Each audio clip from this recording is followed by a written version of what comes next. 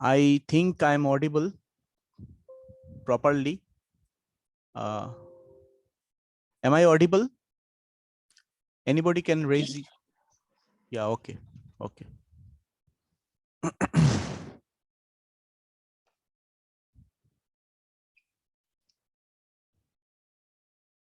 So before I start my today's session, I must tell you one thing that I have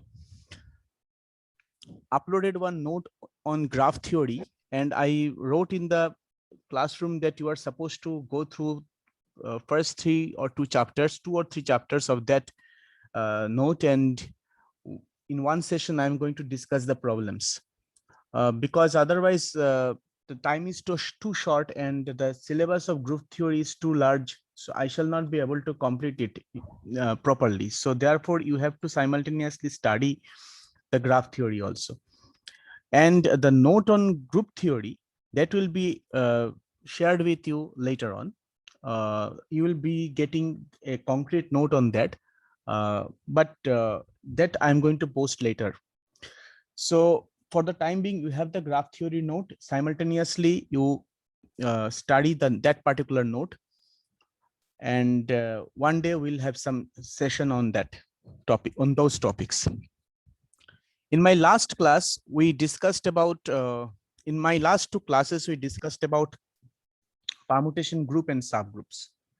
Now, permutation group is a special kind of group, and permutation group is a special kind of group, and permutation group has its own subgroups also. So therefore, those subgroups are often studied. And I also told you in my last class that what are the characteristics of the subgroups. Although you know that the group theory calculations and proofs of the theorems are too large to cover in a single class, single session. So, but we have to deal with that because the subject is like this. Okay, you cannot identify here which one is problem and which one is theorem. Okay, theorems are often sometimes treated as problems. Okay, so it's very hectic for the teachers also to teach group theory in the session. Those who are joining in, please keep on mute, because otherwise it will be, I'll feel that is a disturbance. Okay. Today, my topic of discussion is cyclic group. First of all, for this cyclic group, you have to have a kind of prerequisite, a special prerequisite, which I discussed in the beginning of my sessions. When I studied group theory first in your class, I talked about generators, and that generators will play a very important role in cyclic group. Okay, but these generators, which will be discussed here elaborately in case of cyclic groups, before that, you need one thing that we know as order of an element. You have to know the difference between order of group and order of element. Order of group means the number of elements present in the group. Suppose we have the group capital G, then the cardinality of the group capital G is called its order. Because we treat the group, first of all, we consider a set, and on that set, I actually define some operations. With respect to the operations, the set G becomes group. Now, the set G is containing elements. Now, there are two types of sets, you know, one is infinite set and another is finite set. So if the set G is infinite, when we define a structure on that, the corresponding group defined on the infinite set is called the infinite group, and subsequently the corresponding group defined on a finite set is called the finite group. But order of the set, or the number of elements present in the set, or the cardinality of the set is actually known as the cardinality of the group. It gives you the number of elements in the set. Number of elements present in the set. But order of element is something else. What do we mean by order of element of a group G? Suppose we have a group G, and suppose A belonging to G is an element. Now for this element, if we can find a least positive integer,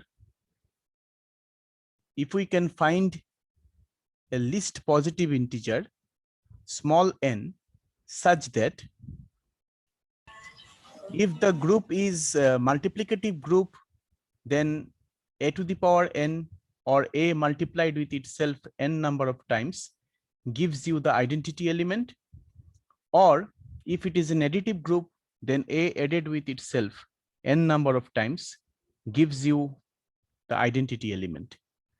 If this happens, then if small n is the positive integer, not only it is a positive integer, it is the least positive integer, then we'll say that the order of the element A is equal to n.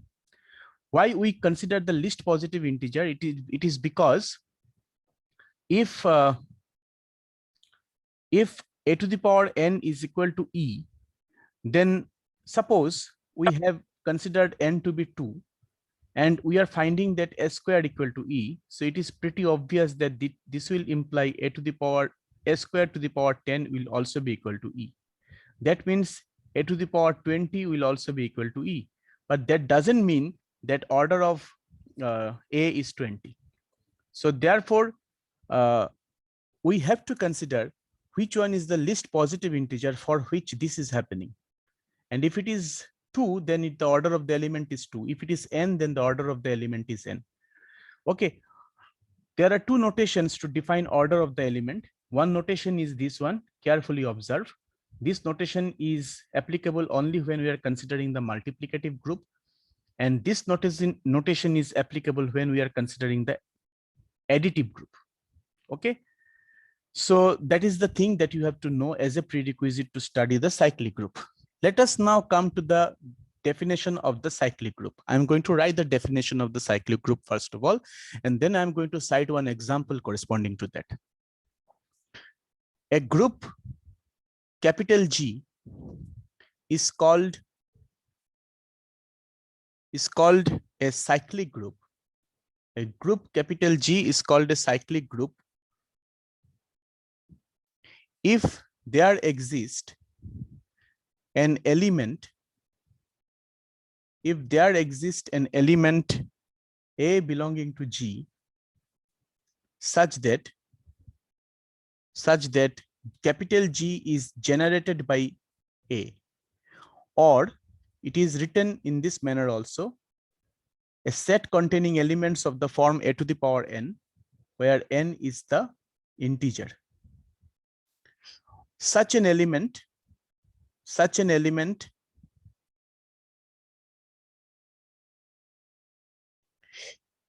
small a belonging to capital G is called generator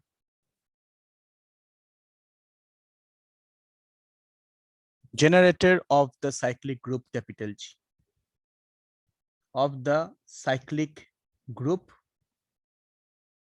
capital G. Okay.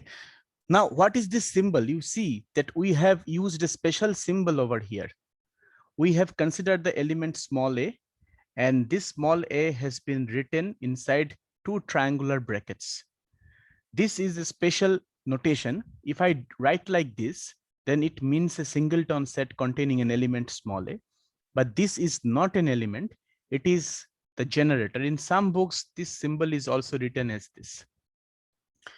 This means that all the elements of the group G will be some powers of A with respect to an integer small n. Now, if you can ask me that why have I written this particular group in this manner only, then my answer is that no, you can also consider the group to be generated by small a, and you can write the elements of the group in the following manner also. So I can write it as set containing all elements of the type n into A, where n is an integer. So any notation will work. Okay, so for the time being, let us stick to this notation. And if you want to stick to that one, that will also not be any problem. Okay, so I'm going to stick without any loss of generality to this notation only. Now, probably you are thinking that this particular concept is new to you. But if I cite one example with respect to this cyclic group, then the things will be pretty clear to you. I am going to define a set, the set which is actually known to you from your school days. And I'm going to show you that this particular set has a generator. Then if I cite this example, then I think that will be much more clear to you to understand the concept of the cyclic group. Try to recall the roots of the equation x to the power 4 is equal to 1. If I consider this polynomial equation, its roots are given by the set containing these numbers. You very well know this. Okay, 2 real roots and 2 imaginary roots will be there. It is the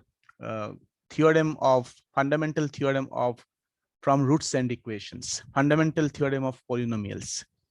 Okay, so this various names are there for this particular theorem. So if a polynomial equation is considered of power 4, then the number of roots will be 4 and 2 of the roots will be real and 2 of the roots will be imaginary. Suppose I am considering this particular set, and let us name this set to be capital G.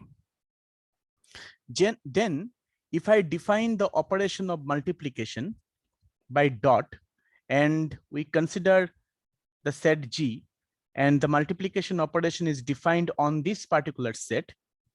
Okay, so you can show very well that this particular structure that we have obtained, I think I shouldn't use these triangular brackets now, because if I write those triangular brackets, you may think these to be generators. But for this, I must write the parenthesis. So I'm considering the parenthesis containing the set capital G and the dot. That means on this set, I'm defining the multiplication operation. And this set is a finite set. This set is a finite set, and its cardinality of capital G is 4. Okay. Now I'm defining the multiplication operation on this. Then you can check by yourself that with respect to this multiplication operation, this structure will be a group. I am leaving this for you to check, because you know how to check a particular set to be a group under an operation, that you have to consider the closure property, the associativity, the existence of identity, and the existence of inverse. I'm not going to repeat these things because otherwise it will kill time. Here I'm going to show you about the I'm going to talk about the generators only. Now suppose I'm selecting an element I from this particular set capital G. Now let us try to find out what is happening over here. If I consider an integer 0, okay, and I is raised to the power 0, then you know that it gives you 1. Then if I is raised to the power 1, then it gives you I. Then if I is raised to the power 2, then it gives you -1. And when I is raised to the power 4, it gives you, oh, sorry, not 4, it is 3. When I is raised to the power 3, it gives you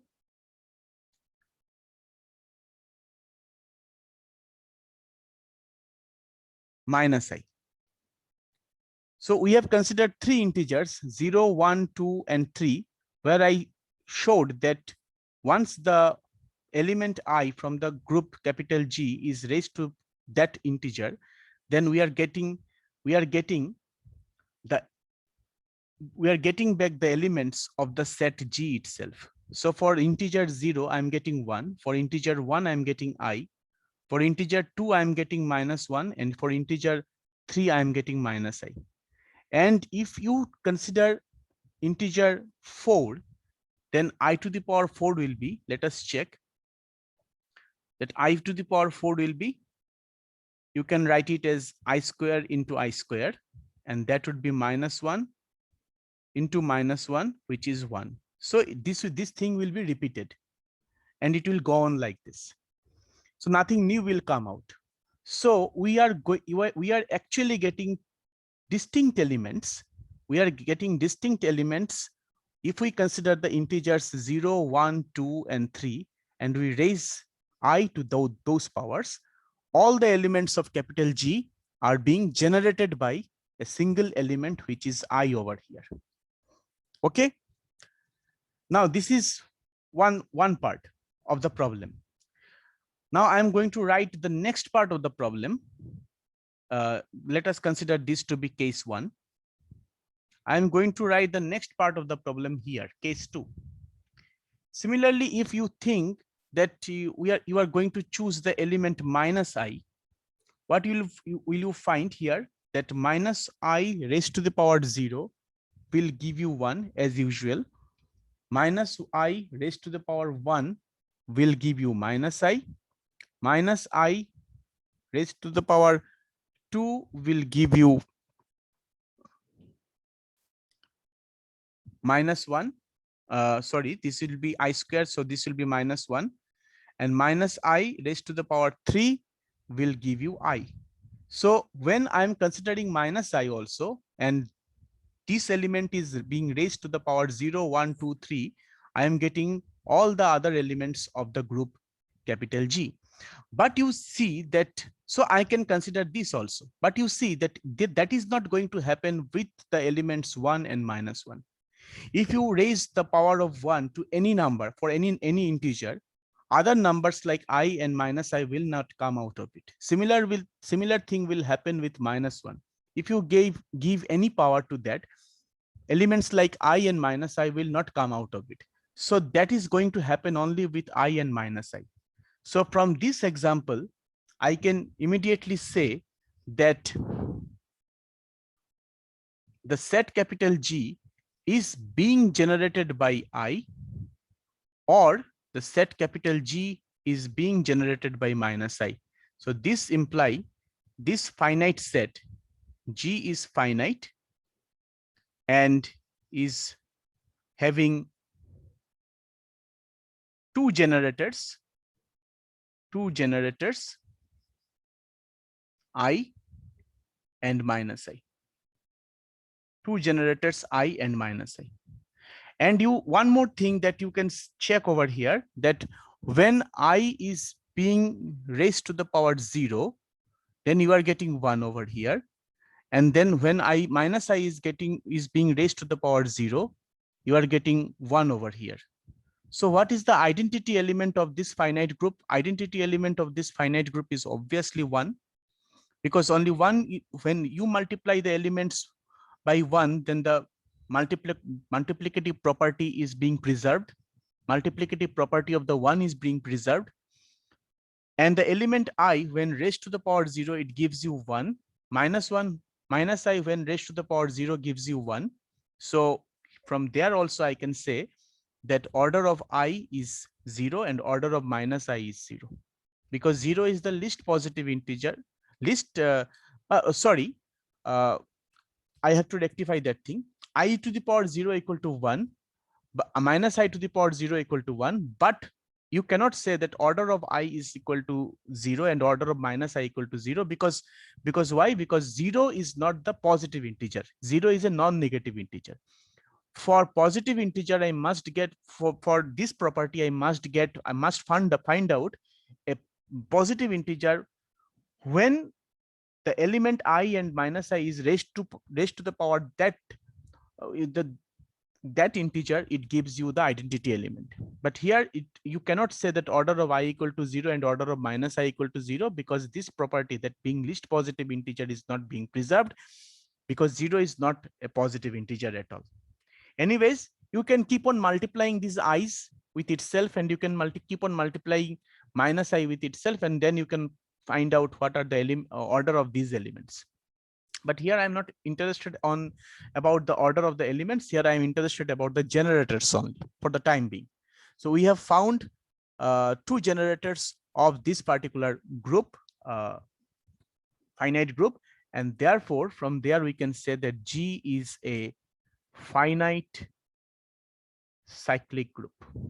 G is a finite subcyclic group. This is one example. This is one example. Now I'm going to show you another example, which is also very interesting. So here is a problem. The exercise is, question is the group Q plus cyclic? This is the question. Now you know that Q plus is the set of rational numbers. Q plus is the set of rational numbers. And plus is the addition operation, usual addition operation defined on the set of rational numbers. The question is this group a cyclic? Now it is quite obvious that Q plus is a group. Q plus, R plus, Z plus, C plus, all these are groups actually. So this is a defined, this is a proved result. But is this group can be considered a cyclic group? That we are going to show. You have learned from the mathematical logic that often to show something, we go for the contrapositive way to prove it. So suppose that I am actually not pretty much sure about what is the result for that. I mean, whether it is cyclic or not cyclic, I do not know that. So I am going to suppose, without any loss of generality, that if possible, this group Q plus is cyclic. Because I do not know the result, I am going to assume that it is cyclic. Now, if Q plus is cyclic, then you, by definition, you know that this set Q must have a generator. So we'll be able to write or represent Q in terms of an element X, which is also some rational number from the set Q. Okay, so this has to be, if I assume that Q is cyclic, because you know that it is the definition. This is coming from the definition directly. Clearly, X should not be equal to 0, because being generator, we have to consider a non-zero number. Okay, so if small x is the generator of the set of rational number, then X must be equal to non-zero. It should not be equal to 0. But since X is a rational number, then X can be written in the form P by Q. We know from the definition of the rational number that it can be written as in the form P by Q, where P and Q are integers prime to each other. That means the GCD of P and Q is equal to 1. And this number, rational number Q, this integer Q is not equal to 0, because otherwise the definition of X will be invalid. Now, what does it mean? It means that all the elements of the set Q must be generated by the element of the form P by Q. So if it is true, then we must write Q as this. You consider any element from Q, we will be able to get a positive integer for which we can express that element as the multiple of that positive integer, or some multiple of P by Q. We can express this element. Now, if it is so, let us choose the element. Let us choose the element P by twice Q from Q, because this element is also in the form P by twice Q, and therefore this element is also in the form P by Q. Because P by twice Q, this element can be written as P by 2 by Q, and since P is an integer, P by 2 is also an integer, and since P and Q are prime to each other, then P and 2Q are also prime to each other. So this is a rational number. Okay, so we are selecting an element from Q, and subsequently there exists an integer n belonging to capital Z, non-zero integer n belonging to capital Z, such that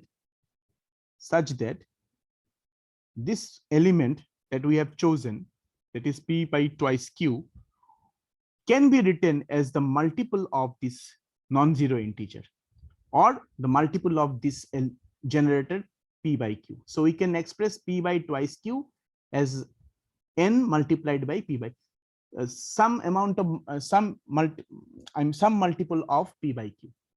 Okay. Now, if I solve this equation, what will I get?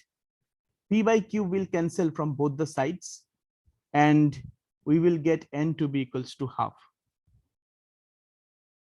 And this we can check that doesn't belong to capital Z, because if n belongs to capital Z, then it is a contradiction, because half is not an integer.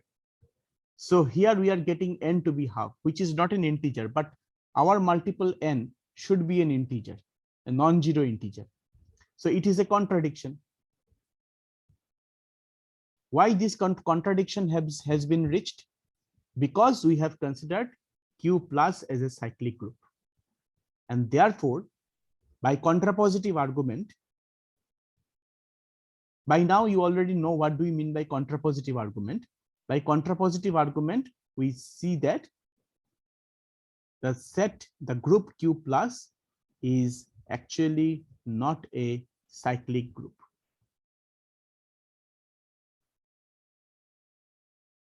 Very important problem. You can keep it somewhere because I think you may get this sort of problems, or even this one also, in the upcoming online examination. So keep this in mind.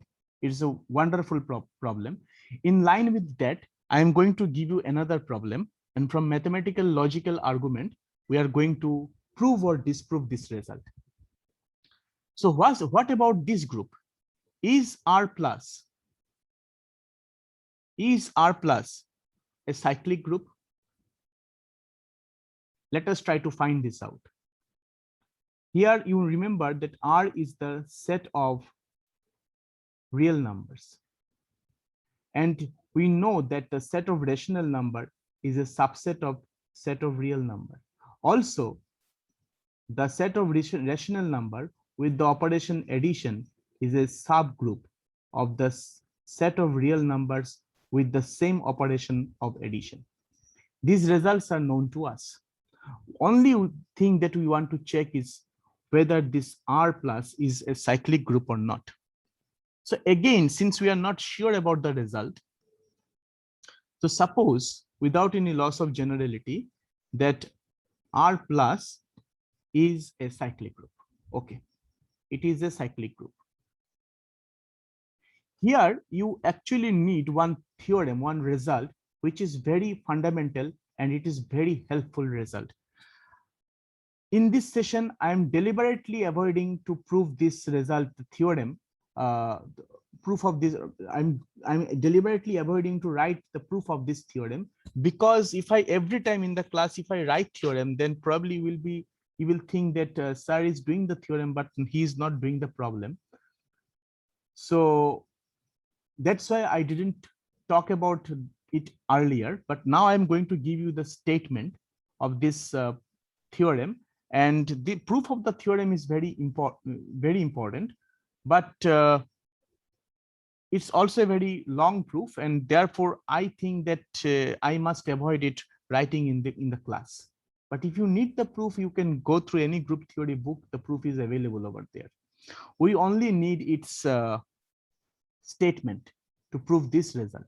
So every subgroup of a cyclic group is cyclic. No, this proof is actually, if I find time, then one day I will show you how to prove this particular result. And if you go through the proof in the book, if you do not understand the logic written over there, you can ping me and I'll help you in this regard. But for the time being, I'm avoiding writing this particular proof. Okay, because the proof's logic is also very long. And I think for online examination, now it's at present, it is not required, but its application will be required. And that application I'm going to show you over here. So it is a kind of application. To do this problem, you have to remember this proof. So what this proof is saying, okay, the proof is saying, whatever the proof is saying, let me write in terms of mathematical logic. Suppose we have a statement P, which is saying that G is a cyclic group. Okay, this is my statement P.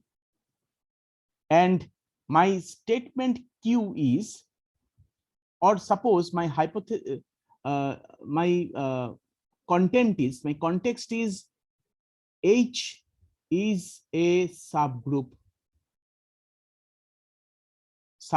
of this cyclic group G. Okay, this is my context. And my conclusion should be H is a cyclic group. H is a cyclic group. If G is a cyclic group, and if you can find a subgroup of G, then that is also a cyclic group. So in notation, we are going to write it in this manner. This implies that the statement P actually implies Q. Statement P along with this hypothesis implies P. And you know by mathematical logic, P implies Q is actually equivalent to not Q implies not P. So I'm going to use this particular mathematical argument in this particular problem. Okay, so I'm writing, suppose R plus is a cyclic group. Now, Q is a subgroup. Q is a subgroup of this group. It is already proved. You can do it by yourself. Now, by this theorem, the theorem which I have written, by the theorem, I'm marking this theorem, Q plus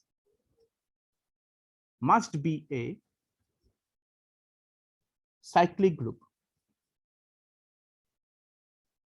Okay, but we have already proved that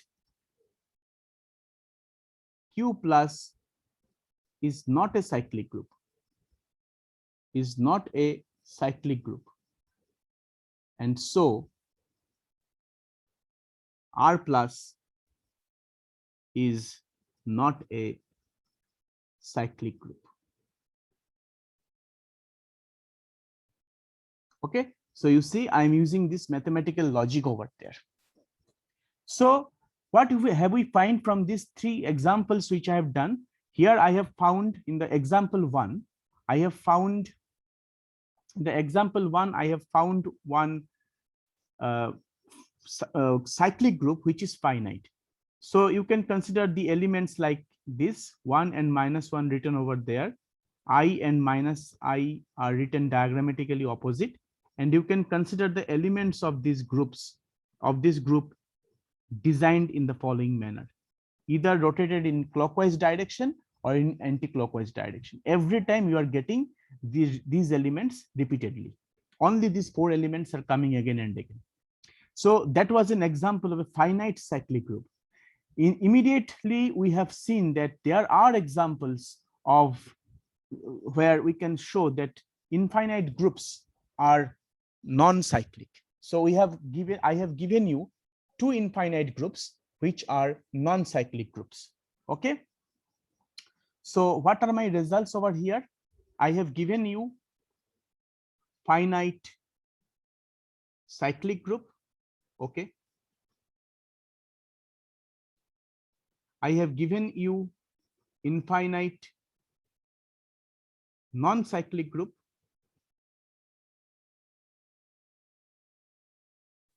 Fine. Now question is, what about these 2 results have been shown to you? Now question is, what about finite non-cyclic group Does it exist? And fourth one is, what about infinite cyclic group? Does it exist?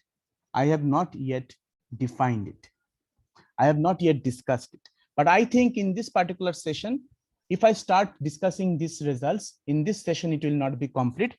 So we have 2 minutes, 9 seconds left. So in this time, we can quickly go through a theorem that, or result, which says that every cyclic group is abelian. I think the time, with the available time, I can quickly do this proof. This proof is very simple, so therefore I'm showing it to you. Suppose capital G is the cyclic group generated by capital small a. Okay, and we are considering two elements.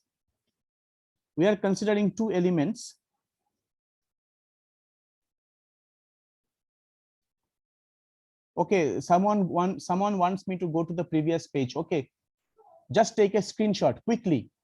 I don't have time. Okay, so we are considering two elements B and C from the set capital G. And since G is cyclic, so B can be expressed as some powers of A for some integer n, and C can be expressed as some powers of A for some integer m, and n belong to Z. Now you see that if I start with BC, then we can write it as this, then this can be written as this, and since n integers are commutative, we can express this in the following manner, and easily we can prove